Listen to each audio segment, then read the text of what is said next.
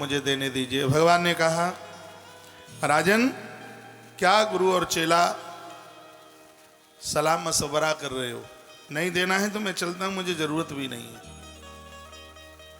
राजा बलि ने कहा, ब्राह्मण देव ऐसा तो नहीं हो पाएगा, मैं आपको दूंगा। आप नाप लीजिए, 10 दिशाएं आपकी हैं, जहां से आपको अच्छा लगे वहां से आप नापन कर लें। भगवान ने कहा कि जो ब्राह्मण है वह बिना संकल्प के दक्षिणा लेता नहीं है, इसलिए पहले संकल्प कीजिए। तो राजा बलि ने कहा कि पानी है नहीं, कमंडल गुरुजी के पास में है, इसलिए आप वैसे ही ले लें।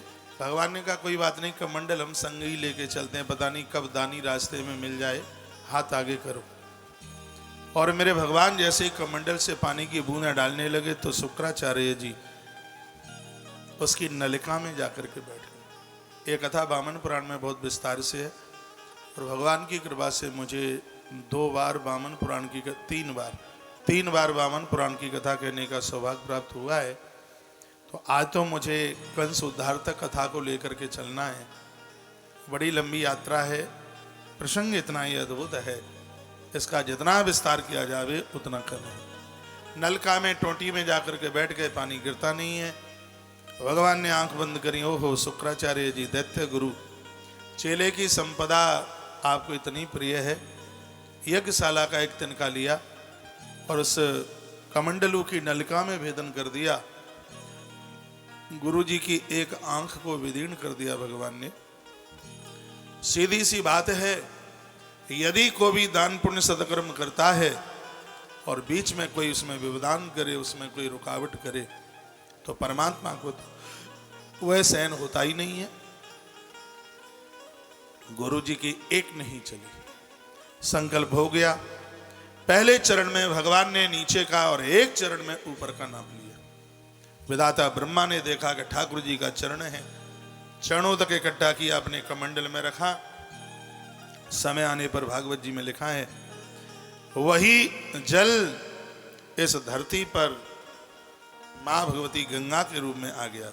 मंगलानाम व्रतानाम च कल्पम स्वर्गापवर गयो, वह गंगा जिसका आचमन करने से व्रत पूरा हो जाता है, वह गंगा जिसका दर्शन करने से जीवन मंगल कारक हो जाता है, वह गंगा जिसके दर्शन से इस जीव को स्वर्ग मिल जाता है, ऐसी गंगा। भगवान वामन के चरणों से मां भगवती गंगा प्रकट हुई।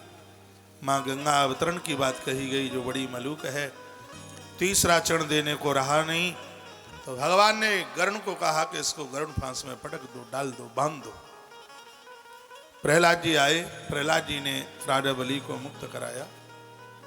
उसके तत्पश्चात विंध्यावली आंख में आंसू भरते रोती हुई आई, प्रणाम किया।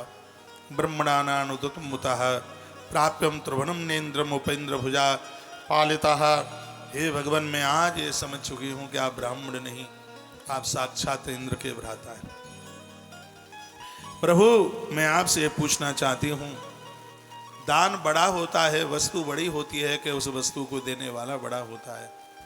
भगवान ने कहा कि दान से दान देने वाला बड़ा होता है।